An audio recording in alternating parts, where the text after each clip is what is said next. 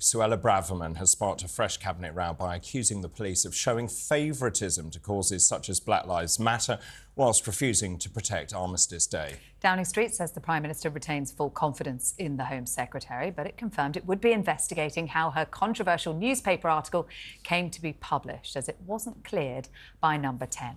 Well, joining us now is former Conservative Special Advisor James Price. James, she survived the night. How long do you give her? It's a very good question. I don't think that there'll be any particular movements on it, but although in 10 years working in Westminster, I've known maybe not to make too many predictions, so I'll end up eating my hat or something. So just in terms of the pressure, it's mounting on Braverman. Almost every single front page has the story this morning. The Guardian says pressure grows on Sunak to sack Braverman over clash with police. The Daily Telegraph says Sunak faces calls to sack Braverman. But also, I found the one in the Express particularly on one of the front pages, the Mail, where it said that actually if you sack Suella, you're taking on rather more than you can chew. I think when you boil this down, many of the Tory grassroots think she's right. Yeah, I think there's a couple of different points here. You look at that Mail article, you come for Suella, you come for us all. The big problem that the Conservatives are going to have in the election in a year's time at the moment is Conservative voters staying at home.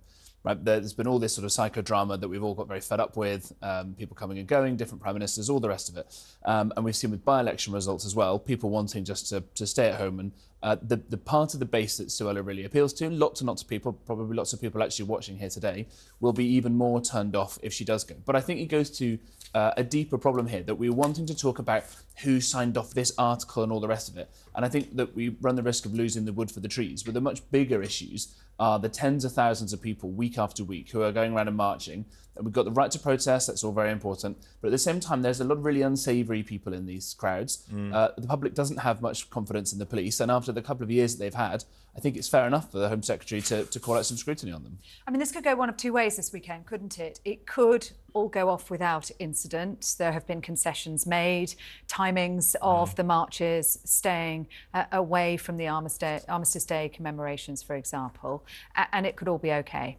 Suella Braverman could, though, be proved right on this. But she's certainly been inflaming tensions with this article, hasn't she? She hasn't made it easy for the Metropolitan Police to do their job on Saturday. I think, respectfully, I probably disagree on both counts. I think that if you are a British Jew right now, you've seen some of the same people, I suspect, who've been marching on these things before. Before Israel even started the retaliation against the evil Hamas terrorist group, you had people standing outside the Israeli embassy cheering. These were people who were jubilant that the biggest loss of Jewish life since the Holocaust had happened. So, even this, week after week, more and more people, I don't think that's an idea of a healthy society of things coming off without a hitch either. And I certainly don't think it's the Home Secretary saying that there have been, I think, something you can see with your own eyes, the way the police have been looking at the Black Lives Matter demonstrations versus the lockdown demonstrations versus the vigil around Sarah Everard's murder by one of their own. I think it's patently self-evident that there are problems here. I don't think it's the Home Secretary's fault for trying to call these things out and flush them out into the open. But even Rishi Sunak knows there are problems. He can sense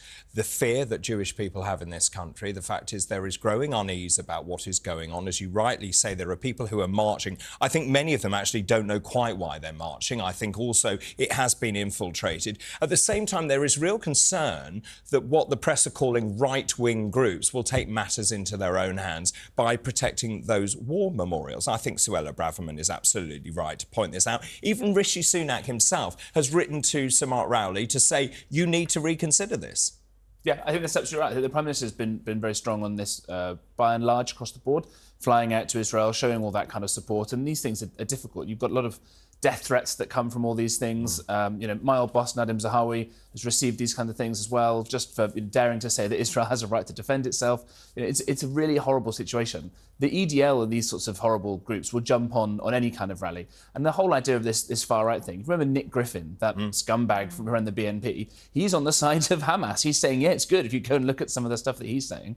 So I think that the police need to really be stronger on this, need to show this. And I think after this weekend, we need a much broader conversation about why so many people in this country think it's acceptable to go on these marches alongside all of the pro-Hamas supporters and the horrors that we seem to have grown here. Lots and lots of people have been getting in touch with us this morning about this story, and we were asking, should Rishi sack Suella? Steve says Rishi Sunak is toast whichever way he turns. If he supports Braverman, he'll be seen as weak, and if he goes against her, he'll lose the country. As everyone knows, Braverman is correct. There is a real question about authority and who's in charge here. If you think back to her speech in Washington, where she went and made that speech talking about multiculturalism failing, you think about her conference speech. I mean, this is a woman who is playing to the crowd, isn't she, rather than to her cabinet. I think we're in danger of Suella becoming a modern-day Cassandra. She says multiculturalism has failed. Everyone says, aren't you terrible, this is awful. And then we see some of the horrors that we've been seeing in recent weeks. I think you're right, the person writing in is right about the problem for the Prime Minister in trying to balance these sorts of things. You're damned if you do, you're damned if you don't. But I think that when you're in that kind of situation in politics, best to go with what you think is right. And I think that's standing up for British Jewry and for the millions of people who don't want to see Armistead stay. But is that what this offended. is about for her, or is this really about her campaigning for the leadership of the Tory party? Well, as a good Tory, I think that anything that appeals to the Conservative base must be a good thing anyway. So I think I can get the third way on that kind of answer. But but to be serious with it, there are millions of people here who are seeing things with their own eyes, these kinds of marches, people with the hang gliders that Hamas used to get in, staked to the back. As you said, people don't actually know why they're doing it, but they've just got an instinctive hatred of Jews. So the reason I said that is there's an interview, or many interviews I've seen, where reporters have asked people why they're marching. They don't even know why they're marching. Yeah, and it's deeply dispiriting. I can't remember any marches that I've been on where I didn't know why I was doing there, unless I've unwittingly walked into one on the way to the shops or something. But this is the problem. We need to have a deeper, broader conversation about this. And if the kind of learned helplessness that too many ministers are feeling now, there's only a year left until the election, there's civil servants blocking them from doing things, all the rest of it. If this is the only way that the Home Secretary feels that she can, move the conversation on and get these things going, then I think she's got to be right. Can I just ask you, what is Sunak going to do? Because we have Armistice Day tomorrow, we've got Remembrance Sunday on Sunday, we've got Rwanda decision on Wednesday. What will Sunak do? I think we'll definitely wait until that Rwanda decision is made. You're not going to put a new Home Secretary in just before that happens and then them have to deal with the fallout. But now I've said that, it'll be completely different. And if they rule in her favour, she'll be vindicated, won't she? Slightly?